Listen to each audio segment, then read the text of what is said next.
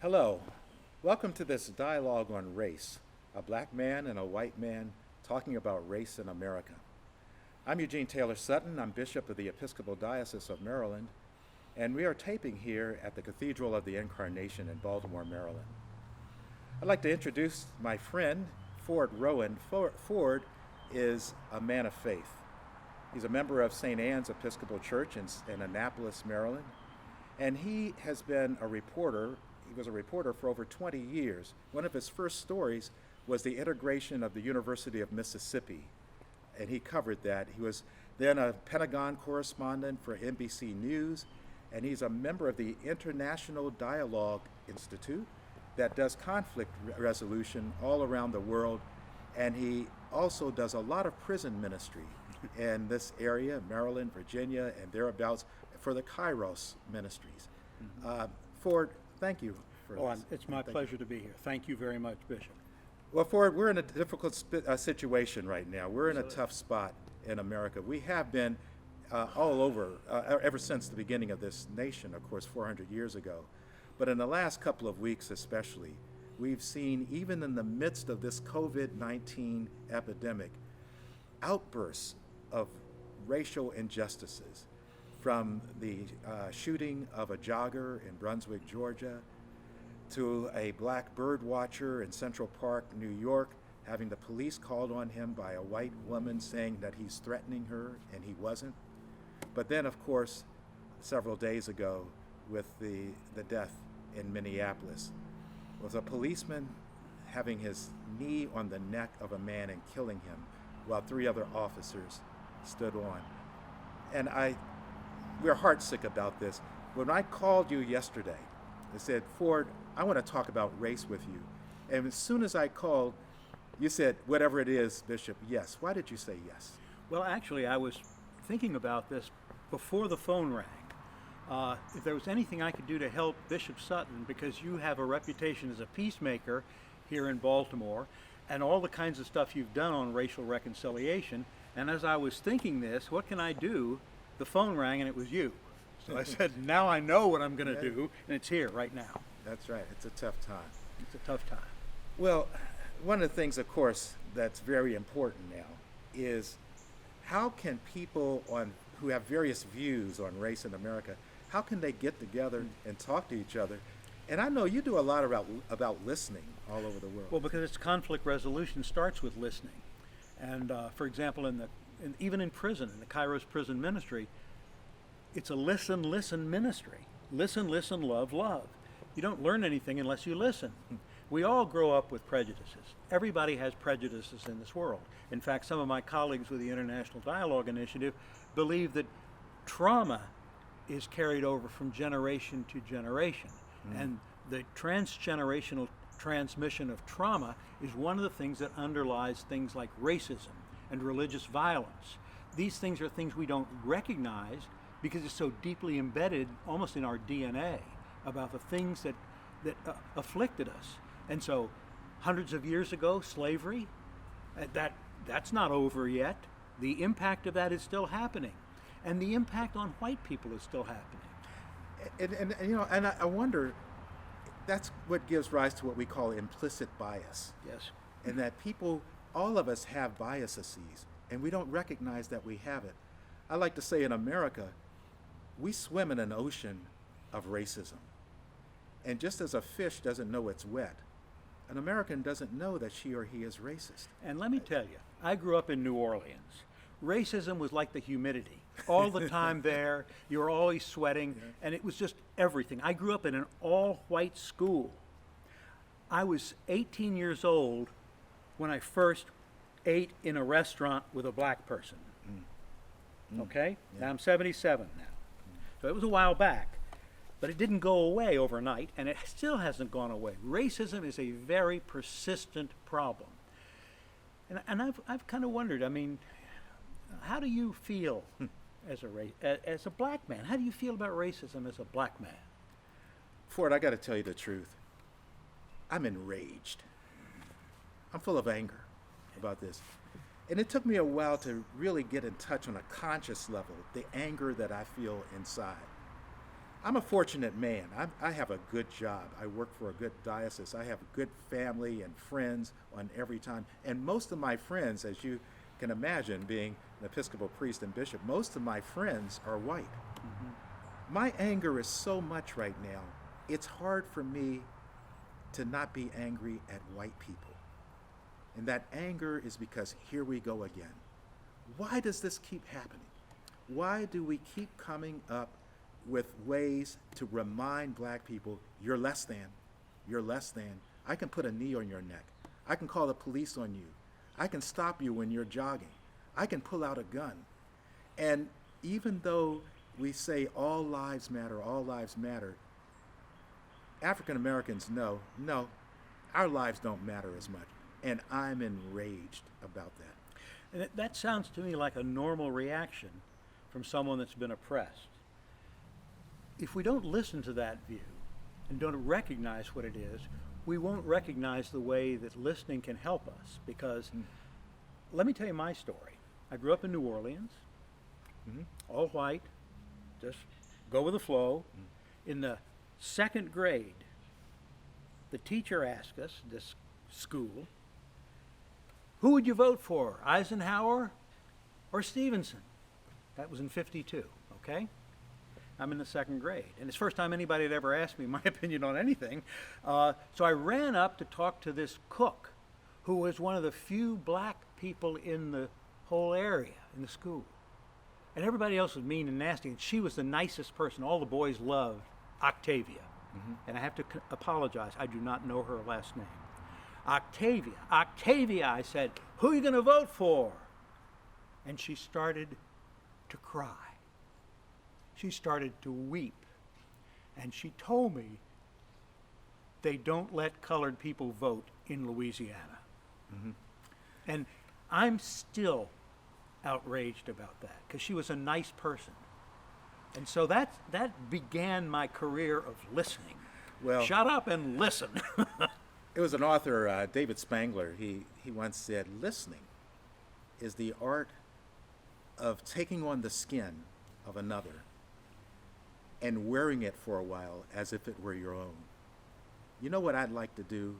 Is every day I'm reminded of the fact that I'm black. Every single day. What I really want for my white friends, I want them to be black even for one day.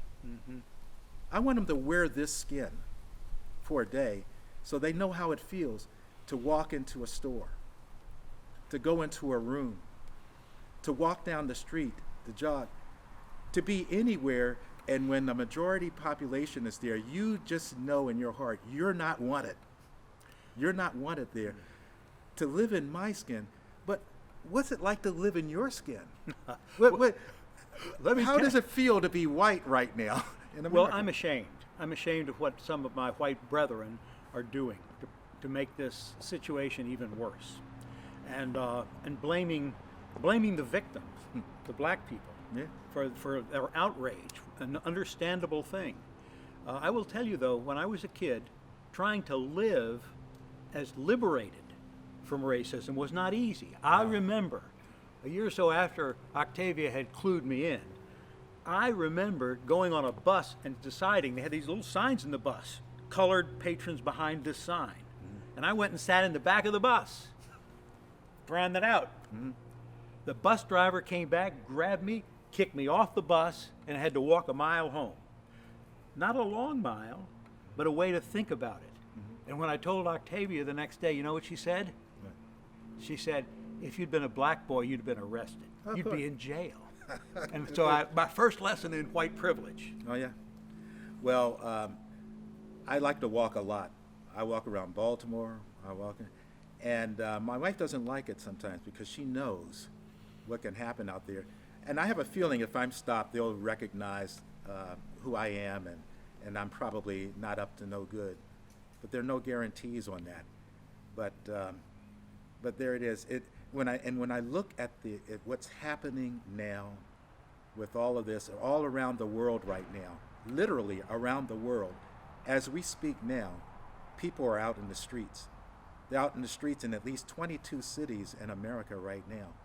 They're out in the streets in London and in Germany. And I got to tell you, it warms my heart that there are people out there, and including a lot of white people out there, who are just saying, enough is enough. We got to get beyond this. But how do we do that?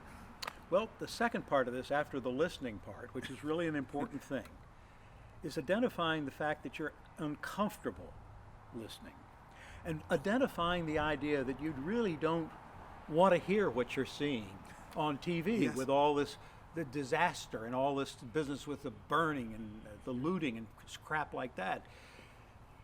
It takes shame and turns shame into counter anger, because that's one way to deal with shame, is to become so angry that you forget about the fact that you are in shame that this happened to your black brothers. And they are making me angry And then- because they're reminding me of the shame.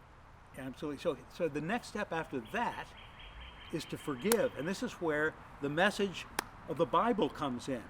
I mean, Yeah. forgiveness, and this is you're the expert on this as a bishop. What am I telling you? But forgiveness I'm- is it. I'm too angry to forgive. Yes, but you can forgive, and in fact, you do. Well, But you do, but it's not easy. you know what? It's why I'm a Christian. I'm a person of faith. I don't know how I'm going to do it otherwise, because my anger will just consume me. It'll consume me otherwise.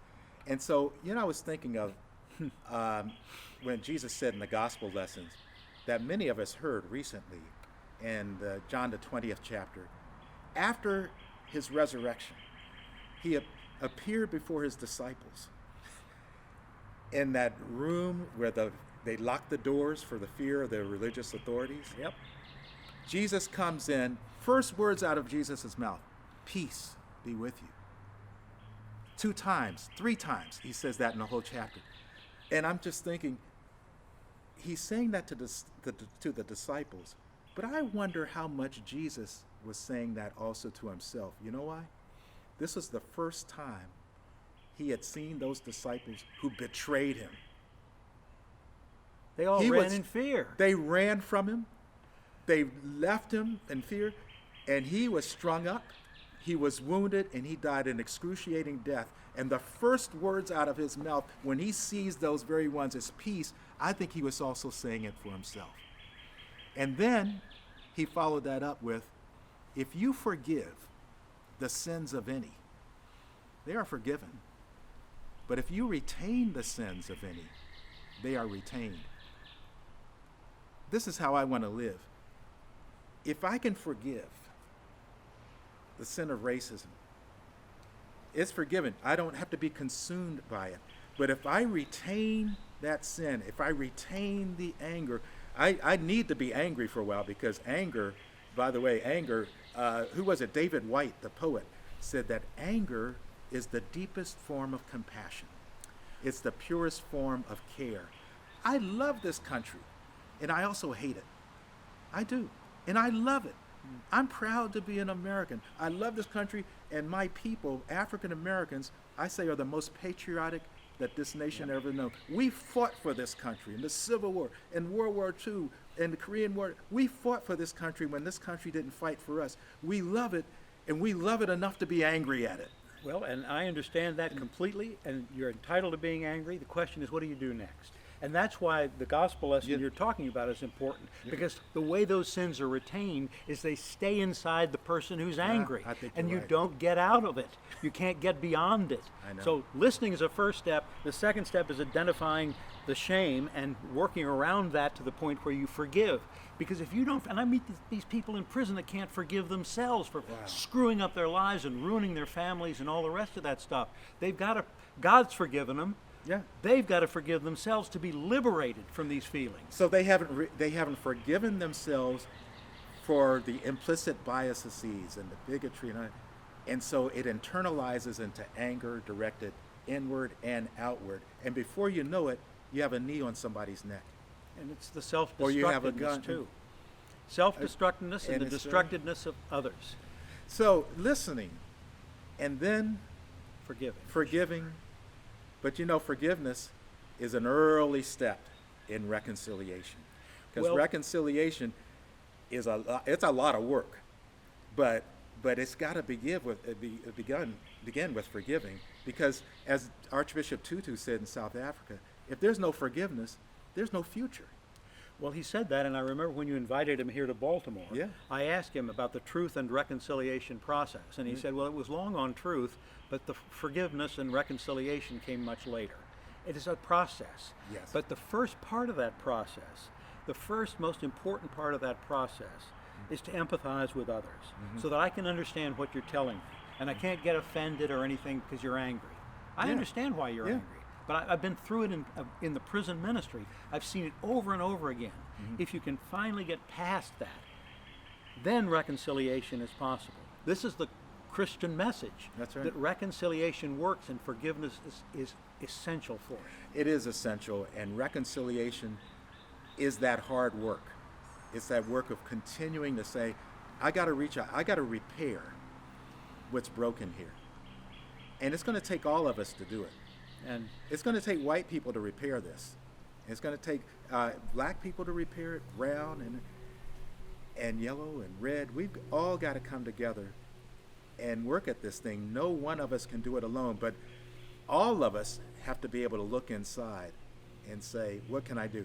Can I tell you one of the things that makes me proud to be in this diocese? okay, this is a southern state. I know that. I know. Maryland would have seceded we if are Lincoln below the Mason-Dixon If line. Lincoln hadn't You sent the can't tell troops me. to Annapolis, the legislature know would that. have seceded from the Union. But you know what? We've been doing work of anti-racism for a long time. There's a long way to go. And a lot of people resist that. It says, oh, why is he always talking about racism? Why are they always talking about racism? I'm so sick of that. Well, wear my skin. I'm going to try to wear your skin. Thank you, by the way, for talking about the shame. Because every once in a while, maybe for a day, I could get out of my beautiful black skin and take on white skin and see how hard it is for you guys too. But right now, it's kind of hard for me to have a lot of empathy. But I'm getting there. I'm getting there. Well, God bless you, my friend. God bless you. Well, God bless you too Thanks for opening up and you know telling me what? how you feel. Let's do this again. Yes, sir. Thank you. Thank you.